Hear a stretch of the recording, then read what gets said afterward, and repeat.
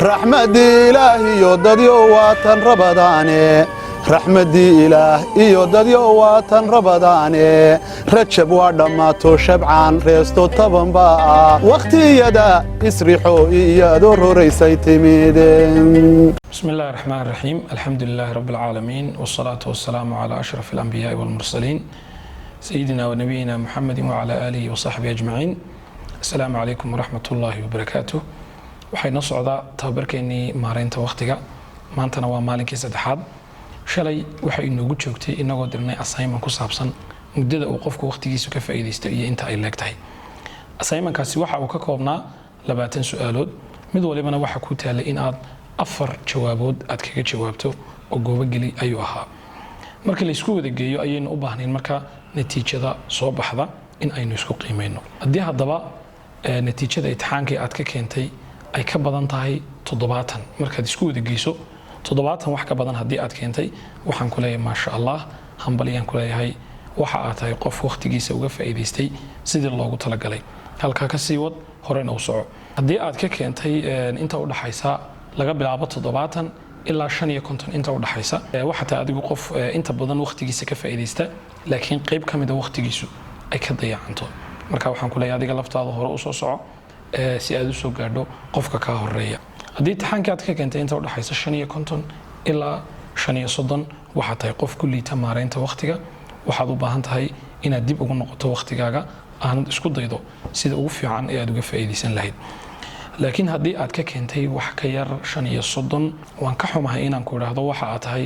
qof waqtigiisa inaba aanan waxba ka faa'iideysanin marka waxaad u baahan tahay inaad naftaada aad kor u soo kiciso maareynta waqtigana wax badan baa ka khaldan marka waxaad u baahan tahay inaad isku noqoto assignmentadan haddaba iyo imtixaanadan aynu qaadanahay faa'iidadoodu waa intaa wuxuu qofku ogaanayaa marka heerka uu taagan yahay naftiisu halka ay socoto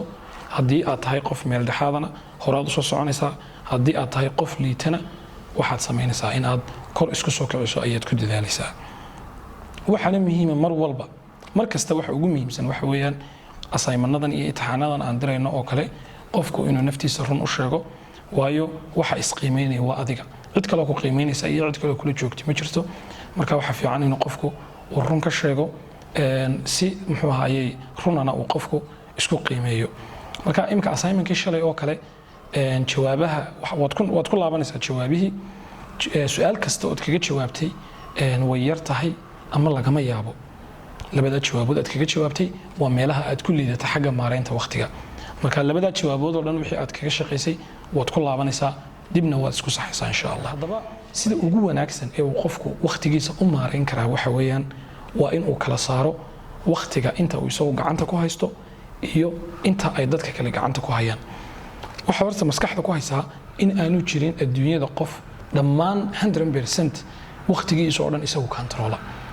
waxa jira waqtigaaga qaybna adiga iskale qaybna dadka kale ayaa kula maamula marka waxa muhiim ah marka koobaad si aynu maareynta waqtiga base halka laga bilaabay waxa weeyaan in aad soo kala saarto kadib markaad horta is ogaato heerka aad taagan tahay iyo waxaad waqtiga ka aaminsan tahay labadaba waan soo dhameynay waxa loo baahan in aad sheegi karto waqtigaaga intee in leeg ba adigu gacanta ku haysataa intee in leeg bayse dadka kale ay kula maamulaan imika matalan waxaad ka soo qaadaa tusaale ahaan maanta oo kale galabta bacda casarka oo kale waxa laga yaabaa inaad xiisad leedahay de waqtigaasi maaha waqti adigu aad leedahay oo gacanta ku haysatid maaha waa waqti ka go'an waa waqti lagu kontroolayo waxa laga yaabaa matalan bacda maqribka in aad dhakhtar la ballansan tahay waqtigaas oo kale waqti adigu aad leedahay maaha waa waqti ka go'an weeyaan bari subaxa waxa laga yaabaa in xaflad aroos aad tagayso waqtigaasi maaha waqti adigu aad leedahay marka mar walba waxa aad kala saartaa waqtiga inta ka go'an ee ay dadka kale ku maamulayaan iyo inta adigu aad leedahay anigu tusaale ahaan haddii aan isqiimeeyo waxaan oran karaa meelaha 55% 60% waqtigayga waxa ku haya gacanta dadka kale anigu waxa aan maamushaa oo ii soo hadha wax ku dhow waxa aniga ii soo hadha 45% ilaa 40% meelaha wax ku dhow marka qof walba talaabada koobaad ee maareynta waqtiga waxa weeyaan waa inaad kala saarto waqtigaaga inta adigu aad leedahay iyo inta dadka kale ay ku maamulaan daraasaadku waxa ay sheegayaan in dad fara badan waqtigooga 90% ama 90%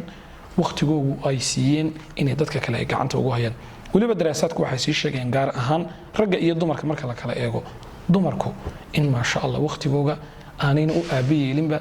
ay waqtigooga oo dhan tabarucaad u siiyeen dadka kale waxa laga yaabaa in ay keenayso muxuu hayay shaqada badan ay guriga ka hayaan iyo hawlaha fara badan u yaala laakiin iyadoona deeynin shaqadii guriga kaga taalay dhinaca kale waa inaad ku xisaabtanto inuu adigana uu ku soo haro waqti adigu aad leedahay oo ahdaaftaadina aad qabsato waxaad mar walba hadaba maskaxda ku haynaysaa mar kasta oo soo yaraato waqtiga adigu aad leedahay waa mar walba oo adigana ahdaaftaadii aad gaari weydo waa mar walba oo adigana aad wax soo saar aad yeelan weydo marka qodobkaasi waa qodob muhiima ha la isku dayo in waqti badan isku day in uu ku soo haro oo adigoo waajibaadkaagii iyo shaqadaadii iyo hawlahaagiina gudanaya haddana dhinaca kale ka fikir inuu waqti badan ku soo haro marka mabda aad ka duulaysaa waxa weeyaan waa inaad marka koobaad isweydiiso anigu maxaan rabaa macnaha ujeedada ama hadafka aan leeyahay muxuu yahay waqtigayguna waxa aan rabo ama ujeedadii aan lahaa waqtigaygii ma ku bixiyey labadaas su'aalood haddaad isweydiiso oo naftaada aad weydiiso waxa kuu soo bixi doonta hadafka aad leedahay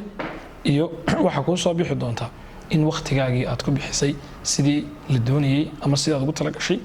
iyo in kale halka hadaba marka aynu joogno waxaynu isku diri doonaa assignment yar oo kooban oo ka kooban 8 su'aalood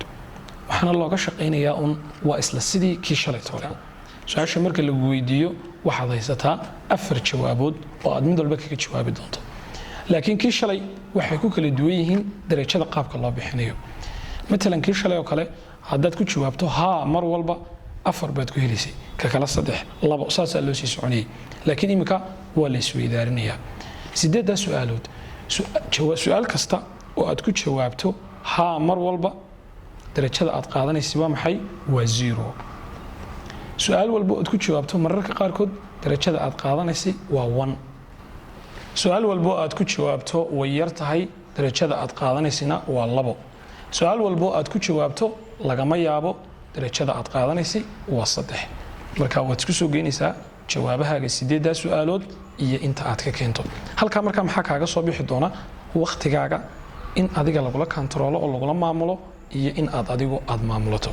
ujeedada ugu weyn ee tababarkeenan aynu ka leenahayna waa maxay waa qofku in ahdaaftii uu lahaa uu xaqiijisto sida uu ku xaqiijinayna waa maxay waa in uu waqtigiisa maareeyo hadaba waqtigaaga hadii aad rabto inaad maareyso waa in ay badato waqtiga inta adigu aad leedahay oo ay ka badato inta ay dadka kale ay kula leeyihiin halkaas ayaynu maanta ku joojinaynaa muuqaalkeena aad iyo aad u mahadsantihiin. Assalaamu calaykum waraxmatullaahi wabarakaatuh.